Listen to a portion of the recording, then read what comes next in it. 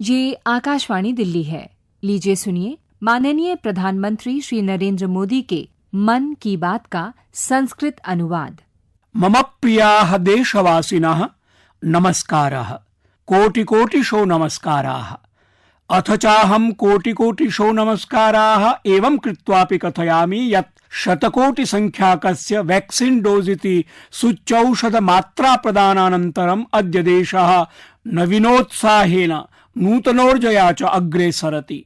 अस्माकं सूच्यौषध कार्यक्रमस्य सफलता भारतस्य सामर्थ्यं प्रदर्शयति, सर्वेषां प्रयासस्य मन्त्रस्य शक्तिं प्रदर्शयति। सखायः शतकोटि संख्याकस्य सूच्यौषधमात्रा प्रदानस्य संख्या नूनं बृहति अस्ति, परं च अनया सम्बद्धाः लक्षशो लघुलघवः प्रेरकाः गौरवप्रदायिनः च अनुभवाः अनेकानि चोदाहरणानि सन्ति। अनेके जनाः पत्रं लिखित्वा मां पृच्छन्ति यत् सूच्यौषध कार्यक्रमस्य आरम्भादेव कथमहं विश्वासम् अधिगतवान् यत् अभियानमिदम् एतावत् बृहत् साफल्यम् अवाप्स्यति। दृढोऽयं मदीयः विश्वासः अतएव आसीत् यतो हि अहं निजदेशस्य स्वीयदेशवासिनां क्षमतां सम्यक्तया परिचिनोमि। अहं जानन् आसं यत् अस्मदीयाः स्वास्थ्योपचारकर्मिणः देशवासिनां सूच्यौषधमात्रा प्रदाने किंचिदपि नैयून्यं नैव आचरिष्यन्ति। अस्मदीयाः स्वास्थ्योपचारकर्मिणः निरन्तरं स्वीयेन परिश्रमेण संकल्पेन च नवीनमेकम् उदाहरणं प्रतिष्ठापितवन्तः। ते नवाचारेण साकं निज दृढनिश्चयेन मानवतायाः सेवायाः अन्यतमं मानदण्डं स्थापितवन्तः।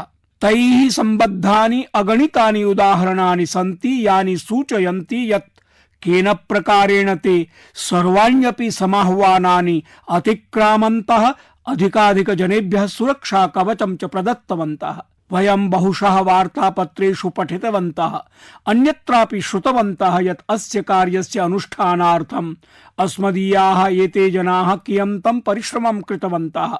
अनेकानि उत्तरोत्तर श्रेष्ठानि च प्रेरकोदाहरणानि अस्माकं समक्षं विराजन्ते। अहमद्य मन की बात श्रोतृभ्यः उत्तराखण्डे बागेश्वरस्य स्वास्थ्य कार्यकर्त्र्या पूनम नौटियाल महाभागया मेलापयितुम् इच्छामि। सखायः एतद् बागेश्वर क्षेत्रं तस्मिन् उत्तराखण्डे वर्तते यस्मिन् प्रतिशतं 100 सूच्यौषधि प्रदानं विहितम्। उत्तराखण्ड सर्वकारोऽपि एतत् कृते अभिनन्दनीयोऽस्ति यतो हि एतत् अतिदुर्गमं कठिनं च क्षेत्रम् अस्ति। तथैव हिमाचलेनापि एतादृशस्वेव काठिन्यपूर्णासु स्थितिषु प्रतिशतं 100 सूच्यौषधि प्रदान लक्ष्यम् अवाप्तम्। अहं सूचितोऽस्मि यत् पूनम महाभागया स्वीय क्षेत्रस्य जनेभ्यः सूच्यौषधि प्रदानार्थम् अहोरात्रं प्रयासः आचरितः। प्रधानमंत्री पूनम जी, आत्मनः विषये देशस्य श्रोतृभ्यः किञ्चित् सूचयतु। श्रीमन्, अहं पूनम नौटियालः अस्मि। अहम् उत्तराखण्डस्य बागेश्वर जनपदे चानी कोराली केन्द्रे कार्यरता अस्मि। अहं स्वास्थ्य परिचारिका अस्मि। प्रधानमंत्री पूनम जी, मम सौभाग्यं यन्मया बागेश्वरागमनस्य अवसरः प्राप्तः। एतत्तु तीर्थक्षेत्रमस्ति यत्र अनेके देवालय इत्यादयः वर्तन्ते। अहम् अतीव प्रभावितः यत् कथम् अनेक शताब्द पूर्वं जनैः एतत् महत् कार्यम् अनुष्ठितम्। पूनम नौटियालः: एवं श्रीमन्। प्रधानमंत्री पूनम जी, अपि भवत्याः क्षेत्रस्य सर्वेभ्यः जनेभ्यः सूच्यौषधि प्रदानं सम्पादितम्? पूनम नौटियालः: आम् श्रीमन्, सर्वेभ्यः प्रदत्तमस्ति। प्रधानमंत्री: अपि भवत्याः किञ्चित् काठिन्यम् अनुभूतम्? पूनम नौटियालः: आम् श्रीमन्, यत्र कुत्रचित् वर्षा भवति तत्र मार्गावरोधः जायते, नदीं तीर्त्वापि गम्यते। ये जनाः स्वास्थ्य केन्द्रेषु आगमने असमर्थाः आसन् तेषां वृद्ध दिव्यांग गर्भवती धात्रीणां वा कृते NHCVC इत्यन्तर्गतं वयं प्रतिगृहं गतवन्तः। प्रधानमंत्री: परं तत्र पर्वतेषु गृहाणि परस्परं दूरस्थितानि भवन्ति। एवं महोदय, तर्हि एकस्मिन् दिने कियत् कार्यं क्रियते स्म? महोदय, किलोमीटर मितानुपातेन प्रायः 8-10 वा। अस्तु, ये समतलेषु निवसन्ति ते 8 अथवा 10 किलोमीटर मितान्तरालं न अवगमिष्यन्ति, परमहं जानामि यत् पर्वतेषु 8 अथवा 10 किलोमीटर गमनं तु अखिल दिवसे एव सम्भाव्यते। एवं श्रीमन्, सूच्यौषधि प्रदानस्य सामग्री वहनं कठिनं भवति, अपि भवत्या साकं कोऽपि सहायकः भवति स्म? आम् श्रीमन्, अस्मदीयं 5 जनानां दलम् आसीत्। अस्तु, तस्मिन् दले चिकित्सकः, परिचारिका, औषध प्रदायकः, आशा कार्यकर्ता, आलेखकश्च भवन्ति। अस्तु, तत्र संपर्क मार्गाः आसन् अथवा बागेश्वरे कापि व्यवस्था क्रियते स्म? श्रीमन्, कुत्रचित् उपलब्धः अवर्तत, कदाचित् च बागेश्वरम् आगत्य क्रियते स्म। प्रधानमन्त्री: अस्तु, अहं सूचितोऽस्मि यत् भवत्या अनौपचारिकतयापि सूच्यौषधि प्रदानम् आचरितम्। एषः विचारः कथम् आगतः? कथं च भवत्या एतदाचरितम्? पूनम नौटियालः: अस्माकं दलेन संकल्पितम् आसीत् यत् कोऽपि अवशिष्टः न स्यात्। अस्माकं देशतः एतद् रोगः पलायितव्यः भवेत्। मया आशा कार्यकर्त्र्या साकं प्रत्येकं ग्रामजनस्य सूचिः निर्मिता। तदनुसारेण ये जनाः केन्द्रे आगतवन्तः तेभ्यः सूच्यौषधिः प्रदत्ता। अवशिष्टेभ्यश्च प्रतिगृहं गत्वा। प्रधानमन्त्री: एवं जनाः परिबोधिताः अपि? पूनम नौटियालः: आम् श्रीमन्, परिबोधिताः। किं जनेषु सूच्यौषधि ग्रहणस्य उत्साहः वर्तते? पूनम नौटियालः: अस्ति श्रीमन्, साम्प्रतं तु जनाः प्रबुद्धाः। आरम्भे समस्याः अवर्तन्त, जनाः परिबोधिताः यद् एषा सूच्यौषधि सुरक्षिता अस्ति, प्रभाविनी च अस्ति, अस्माभिरपि सेविता अस्ति, अखिल दलेन गृहीता अस्ति, वयं स्वस्थाः भवत्पुरतश्च स्थिताः इति। प्रधानमंत्री: कुत्रचित् सूच्यौषधि सेवनानन्तरं समस्या अजायत? नैव श्रीमन्, किमपि न जातं। न किमपि जातं? नैव। प्रधानमंत्री: सर्वे सन्तुष्टा अवर्तन्त? आम् श्रीमन्। प्रधानमंत्री: सर्वं सुष्ठुतया जातं? पूनम नौटियालः: आम् श्रीमन्। प्रधानमंत्री: अस्तु, भवत्या महत् कार्यम् आचरितम्। अहं जानामि एतत् क्षेत्रं कियत् दुर्गमम् अस्ति। पर्वतेषु पदातिगमनं, पर्वते आरोहणम् अवरोहणं च गृहेषु दूरस्थितेषु अपि भवत्या अतिसुष्ठुतया सम्पादितम्। पूनम नौटियालः: धन्यवादः श्रीमन्, भवता सम्भाषणं मम सौभाग्यमस्ति। भवादृशानां लक्षशः स्वास्थ्यकर्मिणां परिश्रमेणैव भारतेन सूच्यौषधिमात्रा प्रदानस्य 100 कोटिमितं लक्ष्यम् अधिगतम्। अद्याहं न केवलं भवतीम् अपि तु प्रत्येकमपि भारतवासिनं प्रति आभारं प्रकाशयामि, येन सबको वैक्सीन मुफ्त वैक्सीन इत्यभियानम् उन्नीतं सफलीकृतं च। भवत्याः परिवारस्य च कृते मम पक्षतः भूयस्यः शुभकामनाः। मम प्रियाः देशवासिनः, भवन्तः जानन्ति यद् आगामिनि रविवासरे अक्टोबरस्य अन्तिमे दिने सरदार पटेल महाभागस्य जन्मजयन्ती आपद्यते। मन की बात प्रसारणस्य प्रत्येकं श्रोतुः आत्मनश्च पक्षतः अहम् अस्मै लौह पुरुषाय प्रणमामि। सखायः, दिनमिदं वयं राष्ट्रिय एकता दिवसत्वेन पालयामः। अस्माकं दायित्वं यद्वयम् ऐक्य सन्देश प्रदात्रा केनचिदपि कार्येण अवश्यं सम्बद्धाः स्यामः। भवता दृष्टं स्यात्, सद्यः एव गुजरातारक्षिभिः कच्छ क्षेत्रस्य लखपत दुर्गतः स्टैच्यू ऑफ यूनिटी इत्येतावत् पर्यन्तं बाइक रैली इति यन्त्रद्विचक्रिकाभिः साकं सामूहिक प्रयाणम् आयोजितम्। त्रिपुरारक्षिणः तु ऐक्यदिवसं पालयितुं त्रिपुरातः स्टैच्यू ऑफ यूनिटीं प्रति यन्त्रद्विचक्रिकाभिः साकं सामूहिक प्रयाणं सञ्चालयन्ति, अर्थात् पूर्वतः पश्चिमं यावत् देशं संयोजयन्ति। जम्मू काश्मीरारक्षि बलस्य कर्मिणः उरीतः पठानकोटं यावत् एतादृशस्य एव सामूहिक प्रयाणस्य आयोजनेन देशाय ऐक्य सन्देशम् अर्पयन्ति। अहम् एतेभ्यः आरक्षिभ्यः नमामि। जम्मू काश्मीरे कुपवाड़ा जनपदस्य कासाञ्चन भगिनीनां विषये मया ज्ञातमस्ति। एताः भगिन्यः काश्मीरे सेनानां शासकीय कार्यालयानां च कृते त्रिवर्णध्वज सीवनस्य कार्यं कुर्वन्ति। एतत् कार्यं देशभक्ति भावनया आपूरितं वर्तते। अहम् एतासां भगिनीनां भावं सुबहु प्रशंसे। भवद्भिरपि भारतस्य एकतायै श्रेष्ठतायै च यत्किमपि अवश्यं करणीयम्। भवन्तः अनुभविष्यन्ति यद् एतेन मनसि कियती शान्तिः अवाप्यते। सखायः, सरदार पटेल महाभागः कथयति स्म यद्वयं सम्भूय उद्यमेन एव देशं नूतनोन्नतिं नेतुं शक्नुमः। यदि अस्मासु ऐक्यं न भवेत् तर्हि वयम् आत्मानं स्वयमेव नित्यं नवीनासु आपत्सु पातयिष्यामः। यदि राष्ट्रीय ऐक्यमस्ति तर्हि उन्नतिः अस्ति, विकासः चास्ति। वयं सरदार पटेल महाभागस्य जीवनेन विचारैश्च प्रभूतम् अवगन्तुं शक्नुमः। देशस्य सूचना प्रसारण मंत्रालयेन सद्यः एव सरदार पटेल महाभागस्य चित्रात्मकं जीवनचरितं प्रकाशितम्। अहमिच्छामि यदस्माकं सर्वे युवसखायाः अस्य अध्ययनम् अवश्यं कुर्वन्तु। एतेन भवतां कृते मनोरञ्जकरूपेण सरदार पटेल महाभागस्य विषये ज्ञानप्राप्तेः अवसरः लप्स्यते। प्रियाः देशवासिनः, जीवनं सततं प्रगतिम् इच्छति, विकासं काङ्क्षते, उच्चत्वं लङ्घयितुम् इच्छति। विज्ञानं विकसतु, प्रगतिः सजवं प्रसरतु, भवनानि भव्यानि भवन्तु, परं जीवनं तदापि अपूर्णत्वम् अनुभवति। परं यदा एतस्मिन् गीत संगीत कला नाट्य नृत्य साहित्यादिकं च युज्यते तदा एतस्य आभा प्राणवत्ता च नैकधा अभिवर्धते। यदि जीवनं सार्थकं करणीयमस्ति तर्हि एतेषां संयोजनम् आवश्यकम्।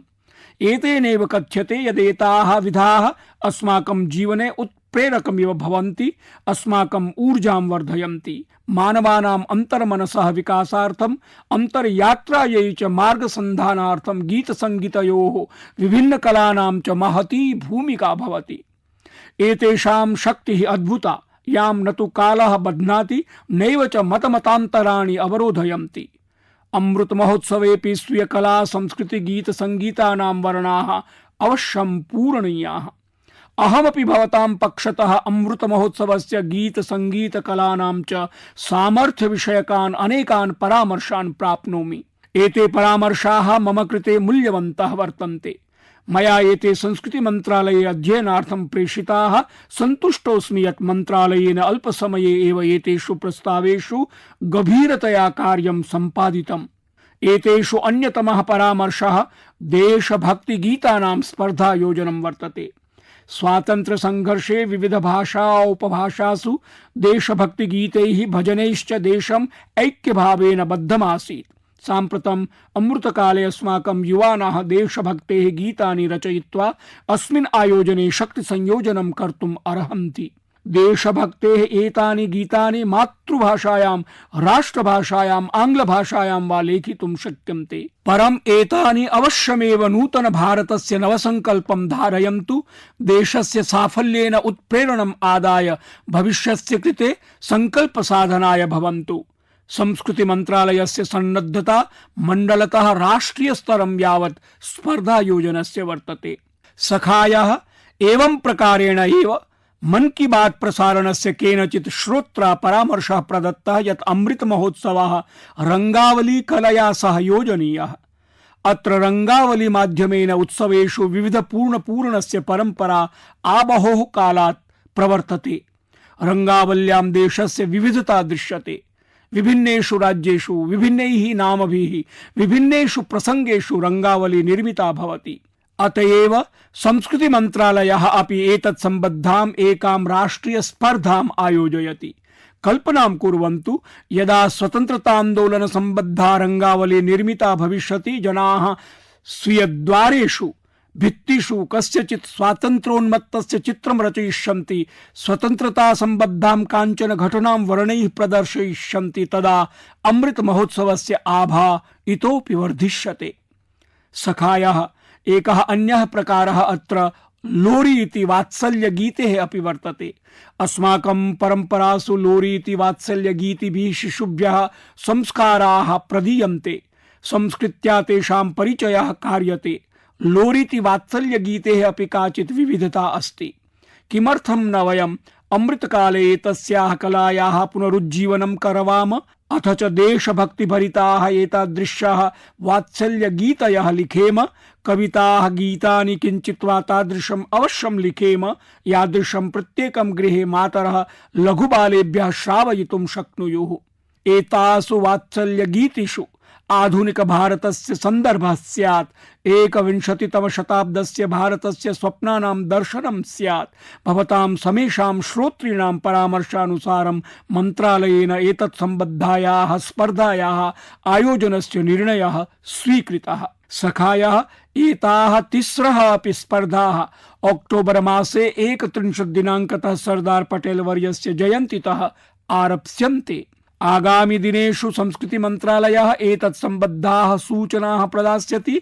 एताः सूचनाः मन्त्रालयस्य जालपुटेऽपि उपलप्स्यन्ते अथ च सञ्चारमाध्यमेषु अपि प्रकाशिताः भविष्यन्ति। अहमिच्छामि भवन्तः सर्वेपि एताभिः सम्बद्धाः स्युः। अस्माकं युवसहयोगिनः अवश्यम् अत्र स्वीयकलायाः स्वीयप्रतिभायाः च प्रदर्शनं कुर्युः। एतेन भवतां क्षेत्रस्य कला संस्कृतिः अपि देशस्य सर्वदिग्भागेषु प्राप्स्यतः। भवतां कथाः सम्पूर्णदेशः श्रोष्यति। प्रियाः देशवासिनः, इदानीं वयम् अमृत महोत्सवे देशस्य पुण्यात्मस्वरूपान् वीरपुत्रान् वीरपुत्रीः च स्मरामः। आगामिनि मासे नवंबर मासस्य 15 दिनाङ्के अस्माकं देशस्य एतादृशस्य एव महापुरुषस्य वीरयोद्धुः भगवतः बिरसा मुंडा वर्यस्य जन्म जयन्ती आगम्यमाना अस्ति।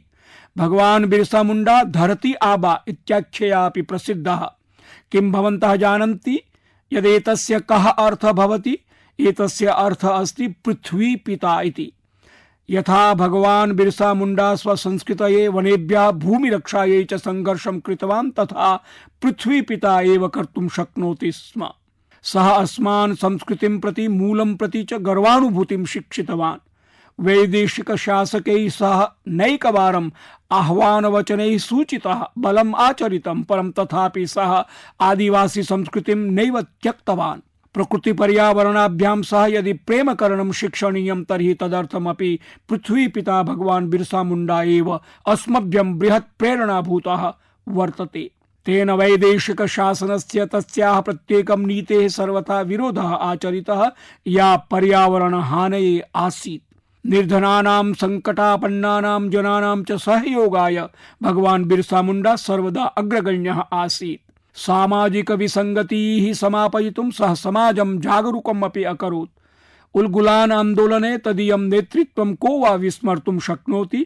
एतेन आन्दोलनेन आङ्ग्लीयाः विचलिताः जाताः, यस्य अनन्तरम् आङ्ग्लजनैः भगवद् बिरसा मुण्डायाः निग्रहणार्थं बृहत् पुरस्कारः अपि घोषितः। आङ्ग्लशासकैः सह कारागारं प्रेषित, येन आयुषः 25 अपि न्यूनसमये सः अस्मान् अत्यजत्। परं केवलं तदीय शरीरेण। जनमानसेषु तु भगवान् बिरसा मुंडा चिरं विराजते। तदीयं जीवनं जनेभ्यः प्रेरणाशक्तित्वेन अस्ति। अद्यापि तदीयानि साहस वीरता भरितानि लोकगीतानि कथाः च भारतस्य मध्यक्षेत्रे अत्यन्तं प्रसिद्धाः सन्ति। अहं धरती आबा इत्याख्यं बिरसा मुंडा वर्यं नमामि। युवभ्यः च आग्रहं करोमि यत् बिरसा मुंडा वर्यस्य विषये इतोपि पठन्तु, जानन्तु च। भारतस्य स्वतन्त्रता संग्रामे अस्माकम् आदिवासी समूहस्य विशिष्ट योगदान विषये भवन्तः यावत् ज्ञास्यन्ति तावदेव गौरवम् अनुभविष्यन्ति। मम प्रियाः देशवासिनः, अद्य अक्टोबर मासस्य 24 दिने UN डे अर्थात् संयुक्त राष्ट्र दिवसः आचर्यते। एतस्मिन् दिने एव संयुक्त राष्ट्रस्य संघटनं जातम्। संयुक्त राष्ट्रस्य स्थापना कालतः एव भारतम् एतेन सम्बद्धं वर्तते। किं भवन्तः जानन्ति यत् भारतेन स्वतन्त्रतायाः पूर्वम् 19 शताब्दे 45तमे वर्षे एव संयुक्त राष्ट्रस्य अधिकारपत्रं हस्ताक्षरितमासीत्। संयुक्त राष्ट्र सम्बद्धः कश्चन विशिष्टांशः एषः अस्ति यत् संयुक्त राष्ट्रस्य प्रभावं तच्छक्तिवर्धने च भारतस्य नारीशक्त्या बृहती भूमिका निर्व्यूढा। 19 शताब्दे 47तम वर्षतः 48तम वर्षपर्यन्तं यदा संयुक्त राष्ट्र मानवाधिकाराणां वैश्विकं घोषणापत्रं सिद्धं जायमानम् आसीत्, तदा तस्मिन् घोषणापत्रे लिख्यमानम् आसीत् all men are created equal इति। परं भारतस्य एकेन प्रतिनिधिना अत्र आपत्तिः सूचिता। फलतः वैश्विक घोषणापत्रे लेखनं जातम् all human beings are created equal इति। एषः विषयः भारतस्य सहस्राधिक वर्ष प्राचीन परंपरायाः लिंगसाम्यस्य अनुरूपं वर्तते। किं भवन्तः जानन्ति यत् श्रीमती हंसा मेहता सा प्रतिनिधि आसीत् यस्याः कारणेन एतत् सम्भवं जातम्। तदानीम् एका अन्या प्रतिनिधि श्रीमती लक्ष्मी मेनन अपि लिंगाधृतायाः समानतायाः विषये स्वीय विषयं सुदृढं स्थापितवती। न एतावदेव 19 शताब्दे 53तमे वर्षे श्रीमती विजयालक्ष्मी पंडितः संयुक्त राष्ट्र संघस्य सामान्य सभायाः प्रथमा महिला अध्यक्षा अपि आसीत्। सखायः वयं तस्या भूमे जनाः स्मः ये विश्वसन्ति ये तां प्रार्थनां कुर्वन्ति। ओम द्यौः शान्तिः, अंतरिक्षं शान्तिः, पृथिवी शान्तिरापः शान्तिरौषधयः शान्तिः, वनस्पतयः शान्तिर्विश्वे देवाः शान्तिर्ब्रह्म शान्तिः, सर्वगुं शान्तिः शान्तिरेव शान्तिः, सा मा शान्तिरेधि। ओम शान्तिः शान्तिः शान्तिः। भारतेन सदैव विश्व शान्तये कार्यं कृतम्। एतस्मिन् विषये गर्वान्विताः स्मः यत् भारतम् ऊनविंश शताब्दस्य पंचम दशकात् निरन्तरं संयुक्त राष्ट्र शान्ति मिशन इत्यस्य अंगभूतमस्ति। निर्धनतापसारणस्य, जलवायु परिवर्तनस्य अथ च श्रमिक संबद्धानां विषयाणां समाधानाय अपि भारतम् अग्रणीं भूमिकां निभालयति। एतदतिरिच्य योगम्, आयुषं च लोकप्रियं कर्तुं भारतं WHO अर्थात विश्व स्वास्थ्य संघटनेन सह मिलित्वा कार्यं कुरुते। ऐषमः मार्च मासे विश्व स्वास्थ्य संघटनेन घोषणा कृता आसीत् यत् भारते पारंपरिक चिकित्सायै किञ्चन वैश्विकं केन्द्रं स्थापयिष्यते इति। प्रिय सखायः, संयुक्त राष्ट्र संघ विषये वार्तालापं कुर्वतः अटल बिहारी वाजपेयी वर्यस्य शब्दाः अद्यापि मया स्मर्यन्ते। विगते शताब्दे 77तमे वर्षे संयुक्त राष्ट्र संघं हिंदी भाषया संबोधयन् तेन ऐतिह्यं विरचितमासीत्। अद्यापि मन की बात इत्यस्य श्रोतृभ्यः अटल वर्यस्य तस्य संबोधनस्य भागमेकं श्रावयितुम् इच्छामि। श्रूयन्ताम्। यहाँ मैं राष्ट्रों की सत्ता और महत्ता के बारे में नहीं सोच रहा हूं। आम आदमी की प्रतिष्ठा और प्रगति मेरे लिए कहीं अधिक महत्व रखती है। अंततः हमारी सफलताएं और असफलताएं केवल एक ही मापदंड से नापी जानी चाहिए कि क्या हम पूरे मानव समाज, वस्तुतः हर नर, नारी और बालक के लिए न्याय और गरिमा की आश्वस्ति देने में प्रयत्नशील हैं। अत्र अहं राष्ट्रस्य सत्तायाः महत्वस्य च विषये न चिन्तयामि। सामान्य जनानां प्रतिष्ठा प्रगतिः च मत्कृते आधिक्येन महत्वपूर्णे स्तः। अन्ततो गत्वा अस्माकं साफल्यं वैफल्यं वा केवलम् एकेन एव मानदण्डेन तोलनीयं यत् सम्पूर्णः मानव समाजः प्रत्येकं नृभ्यः, नारीभ्यः, बालेभ्यः च गौरवस्य आश्वस्ति प्रदानाय प्रयत्नशीलः अस्ति। प्रियाः सखायः, अटलवर्यस्य एतानि वृत्तानि अद्यापि अस्मभ्यं दिङ्निर्देशं कुर्वन्ति। समीचीनतया सुरक्षितत्वेन भूमण्डल रूपेण एतां भूमिं विनिर्मातुं भारतस्य योगदानं विश्वस्मै महती प्रेरणा विद्यते। प्रियाः देशवासिनः, अधुना कतिपयेभ्यः दिनेभ्यः पूर्वमेव अक्टोबर मासे 21तमे दिनाङ्के वयम् आरक्षक स्मृति दिवसम् आचरितवन्तः। आरक्षकाणां यानि मित्राणि देशसेवायै स्वप्राणान् समर्पितवन्ति तानि अस्मिन् दिवसावसरे वयं विशेषेण स्मरामः। अहमद्य एतैः आरक्षकैः सह तेषां कुटुम्बजनान् अपि स्मर्तुम् इच्छामि। कुटुम्बजनानां साहाय्यं त्यागं च विना आरक्षक सदृशी कठिना सेवा दुष्करा एव। आरक्षक सेवया सह युक्ता इतोपि एका वार्ता अस्ति याम् अहं मन की बात श्रोतॄन् वक्तुम् इच्छामि। पूर्वम् एषा धारणा विनिर्मिता आसीत् यत् सेना सदृशी, आरक्षक सदृशी वा सेवा केवलं पुरुषेभ्यः एव भवति, परन्तु अद्य तथा नास्ति। आरक्षकानुसन्धान विकास विभागस्य संख्यानुसारं विगतेषु कतिपयेषु वर्षेषु महिलारक्षिकाणां संख्या द्विगुणिता जाता। 14,200तमे वर्षे एषा संख्या प्रायशः 5,000,000 आसीत्। 20,200तमं वर्षं यावत् एषा संख्या द्विगुणिता सति 15,000,200 जाता। केन्द्रीय सशस्त्रारक्षक बले अपि विगतेभ्यः 7 वर्षेभ्यः एषा संख्या प्रायः द्विगुणिता संवृत्ता। किञ्चाहं केवलं संख्या विषये एव न वदामि, अपितु अद्यत्वे देशस्य पुत्र्यः पूर्णतया निजशक्त्या स्वीयेन सामर्थ्येन च कठिनतमानि दायित्वानि निर्वहन्ति। उदाहरणार्थं सर्वाधिके कठिन प्रशिक्षणे विशिष्ट वन्य शुद्ध बलस्य सर्वाधिके कठोर प्रशिक्षणे अनेकाः पुत्र्यः भागं गृह्णन्ति। एताः च अस्माकं कोबरा बटालियन इत्यस्य भागभूताः भविष्यन्ति।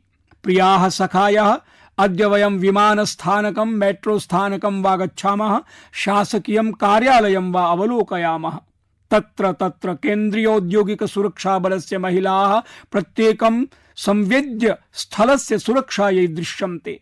अस्य अत्यन्तं सकारात्मक प्रभावः न केवलं आरक्षक बले भवति अपितु समाज मानसे अपि भवति। महिला सुरक्षा कर्मिणाम् उपस्थित्या जनेषु विशिष्टतया महिलासु सहजः कश्चन विश्वासः उत्पद्यते। स्वाभाविक रूपेण महिला रक्षिकाभिः सह ताः महिलाः संयुक्तताम् अनुभवन्ति। महिलानां संवेदनशीलतायाः कारणेन जनाः तासु आधिक्येन विश्वसन्ति। अस्माकम् एताः महिला रक्षिकाः देशस्य लक्षशः पुत्रिभ्यः आदर्शभूताः जायमानाः वर्तन्ते। अहं सर्वाः महिला रक्षिकाः अनुरुन्धे यत् विद्यालयोद्घाटनानन्तरं स्वीय क्षेत्रस्य विद्यालयान् गत्वा तत्रत्याभिः बालाभिः सह सम्भाषणं कुर्वन्तु। अहं विश्वसिमि यदमुना सम्भाषणेन नूतनायै सन्ततये काचित् दिक् प्राप्येत। न केवलम् एतावत् अपितु अनेन प्रयत्नेन जनानां विश्वासः अपि वर्धिष्यते। अहम् आशासे यत् एतदपेक्षया अपि अत्यधिकया संख्यया महिलाः आरक्षि सेवायां सम्मिलिताः भविष्यन्ति। अस्माकं देशस्य नवयुगिना रक्षकाणां नेतृत्वम् एताः नूनं करिष्यन्ति। मम प्रियाः देशवासिनः, विगतेभ्यः कतिपयेभ्यः वर्षेभ्यः अस्माकं देशे आधुनिक प्रविधे उपयोगः महता प्रमाणेन वर्धमानः वर्तते। अस्मिन् विषये मन की बात प्रसारणस्य श्रोतारः स्वीयान् अभिप्रायान् लिखन्ति। अद्याहम् एतादृशम् एकं विषयं चर्चयितुम् इच्छामि, यः विशेषेण अस्माकं देशस्य यूनां लघूनां बालानां च कल्पनासु व्याप्तः अस्ति।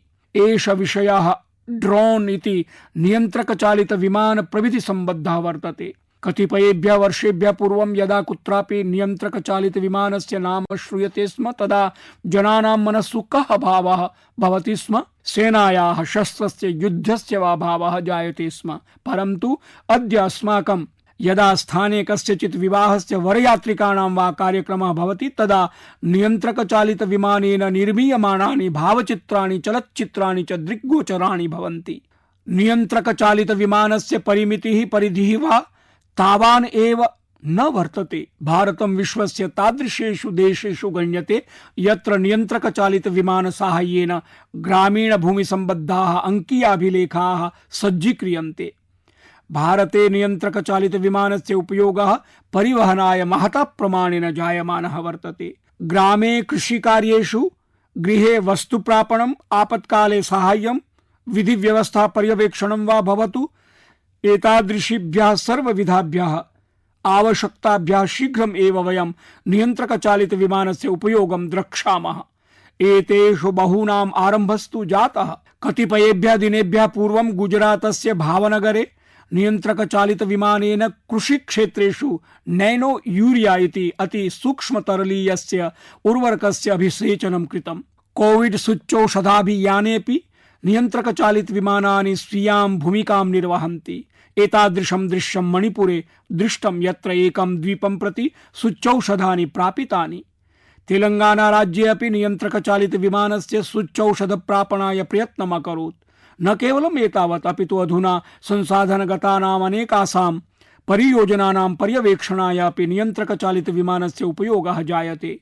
अहम् एतादृशस्य एकस्य युवछात्रस्य विषये पठितवान् यः नियंत्रक चालित विमानेन धीवराणां जीवनं रक्षितवान्। सखायः अस्मिन् क्षेत्रे एतावन्तः नियमाः, विधयः, प्रतिबन्धाः च आसन् येन नियंत्रक चालित विमानस्य वास्तविक क्षमतायाः उपयोगः न सम्भवति स्म। यः प्रविधिः अवसरत्वेन द्रष्टव्यः आसीत् सः संकटत्वेन दृष्टः। यदि भवान् कस्मै अपि कार्याय नियंत्रक चालित विमानम् उड्डाययितुम् इच्छति तर्हि अनुज्ञापत्राय अनुमत्यै च एतावन्तः क्लेशाः आसन् यैः जनाः प्रवृत्ताः न भवन्ति स्म। वयं निश्चितवन्तः यद् एतादृशी मनोवृत्तिः अपसारणीया, नूतना अभिवृत्तिः काचित् निर्मेया। ऑगस्ट मासे 25तमे दिनाङ्के नूतना काचित् नीतिः आनीता। एषा नीतिः नियंत्रक चालित विमान संबद्धयोः वर्तमान भविष्ययोः संभावनायाः आधारेण विनिर्मिता अस्ति। अत्र अधुना न तु बहूनि आवेदनानि करणीयानि न वा पूर्ववत् शुल्कं प्रदेयं भविष्यति। अहमेतं विषयं वक्तुं हर्षम् अनुभवामि यत् नूतन नियंत्रक चालित विज्ञान नीतेः अनन्तरं बहवः वैदेशिकाः भारतीयाः च अत्र निवेशं कृतवन्तः। अनेकाः संस्थाः निर्माण विभागम् अपि कल्पयन्ति। जल स्थल वायु सैन्य बलैः भारतीयाभ्यः नियंत्रक चालित विमान संस्थाभ्यः 500 कोट्यधिकानां रूप्यकाणां निर्माणाय अवसरः प्रदत्तः। इदानीं तु आरम्भः वर्तते। अस्माभिः अत्रैव न स्थातव्यम्। अस्मिन् प्रविधौ सर्वदेशेषु अग्रिमस्थानं प्राप्तव्यम्। एतदर्थं प्रशासनं सर्वसम्भवान् प्रयासान् करोति। अहं देशस्य यूनः वक्तुम् इच्छामि यत् ते नियंत्रक चालित विमान नीतेः अनन्तरम् अवसराणां लाभप्राप्तये अवश्यं चिन्तयेयुः, अग्रे च आगच्छेयुः। मम प्रियाः देशवासिनः, मन की बात प्रसारणस्य अन्यतमा श्रोत्री उत्तर प्रदेशस्य मेरठ नगरस्य श्रीमती प्रभा शुक्ला स्वच्छता संबद्धं पत्रमेकं मां प्रेषितवती। सा अलिखत् यत् भारतदेशे पर्वावसरेषु वयं सर्वेपि स्वच्छताम् अनुपालयामः। तथैव यदि वयं स्वच्छतां दैनिक प्रवृत्तित्वेन आचरेम चेत् अशेष देशः स्वच्छः भविष्यति। प्रभा महाभागायाः विचारोऽयं मह्यम् अरोचत। वस्तुतस्तु यत्र स्वच्छता तत्र स्वास्थ्यं, यत्र स्वास्थ्यं तत्र सामर्थ्यं, तथा च यत्र सामर्थ्यं तत्र समृद्धिः विराजते। अतएव देशः स्वच्छ भारताभियानम् एतावत् सबलं प्रवर्तयति। सखायः अहं सपारोम नया सराय इति रांची सन्निकटस्य ग्रामस्य विषये ज्ञात्वा अतितरां प्रसन्नताम् अन्वभवम्। अस्मिन् ग्रामे एकः तडागः आसीत्, परं च जनाः तडागस्थानम् अनावृते शौचार्थं प्रयुञ्जमानाः प्रावर्तन्त। स्वच्छ भारताभियानस्य अन्तर्गतं यदा सर्वेषां गृहेषु शौचालयाः निर्मिताः जाताः तदा ग्रामवासिनः विचारितवन्तः यत् कथं न ग्रामस्य स्वच्छीकरणेन साकमेव सुन्दरीकरणमपि भवेत्। ततः परं किम्, सर्वेपि सम्भूय तडागस्थानम् उद्यानत्वेन परिवर्तितवन्तः। अधुना तत् स्थानं जनानां कृते, बालानां च कृते सार्वजनिकस्थानत्वेन विराजते। अमुना सम्पूर्णस्यापि ग्रामस्य जीवने सुमहत् परिवर्तनम् आयातम्। अहं भवतः छत्तीसगढ़स्य देऊर ग्रामस्य महिलानां विषयेपि सूचयितुम् इच्छामि। अत्रत्या महिलाः स्वयं सहायता समूहमेकं सञ्चालयन्ति, तथा च मिलित्वा ग्रामस्य चत्वराणां मार्गाणां मन्दिराणां च स्वच्छतां कुर्वन्ति। सखायः उत्तर प्रदेशस्य गाजियाबादस्य रामवीर तंवर वर्यं जनाः पॉन्ड मैन इति नाम्ना जानन्ति। रामवीर महोदयः मैकेनिकल इंजीनियरिंग इति यान्त्रिकाभियन्त्री विधायाः अध्ययनं कृत्वा भृतिवृत्तिं कुर्वन् आसीत्, परं च तस्य मनसि स्वच्छतायाः तादृशी उग्रा समीहा अजायत यत् सः भृतिवृत्तिं त्यक्त्वा तडागानां स्वच्छताकर्मणि संलग्नः जातः। रामवीर महोदयः अधुना पर्यन्तं बहूनां तडागानां स्वच्छीकरणं कृत्वा तान् पुनर्जीवितान् व्यदधात्। सखायाः स्वच्छतायाः प्रयासाः तदैव पूर्णतया सफला भवन्ति यदा प्रत्येकमपि नागरिकः स्वच्छता सन्धारणं स्वीयदायित्वम् इति अवगच्छेत्। सम्प्रति वयं सर्वे दीपावली पर्वणि स्वीयगृहस्य स्वच्छता कार्येषु तु सन्नद्धाः भविष्यामः एव, परं च एतस्मिन् अवधौ अस्माभिः एतदपि नूनं ध्यातव्यं यत् अस्मदीयं गृहमिव अस्माकं प्रतिवेशित्वमपि स्वच्छं भवेत्। एवं तु नैव स्यात् यत् वयं निजगृहं तु स्वच्छं करवाम, परं च अस्मदीयगृहस्य अवकराः स्वगृहात् बहिः अस्माकं मार्गोपरि स्युः। अपि च यदा अहं स्वच्छता विषयं सन्दर्भयामि तदा कृपया सिंगल यूज प्लास्टिक इति एकलोपयुज्य घट्यातोः मुक्तिवृत्तं न कदापि अस्माभिः विस्मरणीयम्। तर्हि आयान्तु वयं संकल्पयाम यत् स्वच्छ भारताभियानस्य उत्साहं न मनागपि न्यूनं परिभावयिष्यामः। वयं सर्वे सम्भूय निजदेशं पूर्णतया स्वच्छं करिष्यामः, स्वच्छं च सन्धारयिष्यामः। मम प्रियाः देशवासिनः, पूर्णोऽपि अक्टोबर मासः पर्वणां वर्णैः रञ्जितोऽस्ति। तथा चेतः परं कतिपय दिनानाम् अनन्तरं दीपावली तु आगच्छन्ति एव अस्ति। दीपावली, तदनन्तरं गोवर्धन पूजा, ततः परं भ्रातृद्वितीया, एतानि त्रीणि पर्वाणि तु भविष्यन्त्येव। अस्मिन्नेव अवधौ छठ पूजा इति सूर्यषष्ठी पूजापि भविता। नवंबर मासे एव गुरोः नानकदेवस्य जयन्ती अप्यस्ति। एतावन्ति पर्वाणि युगपदेव आयान्ति, तर्हि तेषां कृते सज्जाः अपि बहु पूर्वम् आरभन्ते। भवन्तः सर्वेपि अधुनावधितः क्रयणार्थं समुपकल्पयितुम् आरभन्त इति मन्ये। परं च किमु भवन्तः स्मरन्ति वा? क्रयणम् अर्थात् वोकल फॉर लोकल स्थानिकोत्पादानां कृते विशेषाग्रहः। भवन्तः स्थानिकोत्पादान् क्रेष्यन्ति चेत् भवतां पर्व अपि प्रकाशिष्यते, तथा च कस्यचन निर्धनस्य भगिनी भ्रातुः कस्यचन कर्मकरस्य कस्यचन तन्तुवायस्य च गृहेऽपि प्रकाशो भविता। दृढतया विश्वसिमि यद्वयं सर्वे मिलित्वा यदभियानम् आरब्धवन्तः साम्प्रतं पर्वावसरेषु इतः परमपि दृढतरं भविता। भवन्तः भवदीयान् स्थानीयान् उत्पादान् क्रीणन्तु, तेषां च सूचनां सामाजिक संचार माध्यमेषु अपि संविभाजयन्तु, स्वसंबद्धान् जनान् अपि सूचयन्तु। आगामिनि मासे वयं पुनः मेलिष्यामः, तथा च पुनरपि एतादृशान् बहून् विविध विषयान् चर्चयिष्यामः। भवतां सर्वेषां कृते कोटिशो धन्यवादाः। नमस्कारः। अभी आप माननीय प्रधानमंत्री श्री नरेंद्र मोदी के मन की बात का संस्कृत अनुवाद सुन रहे थे। ये कार्यक्रम आकाशवाणी के दिल्ली केंद्र से प्रसारित किया गया।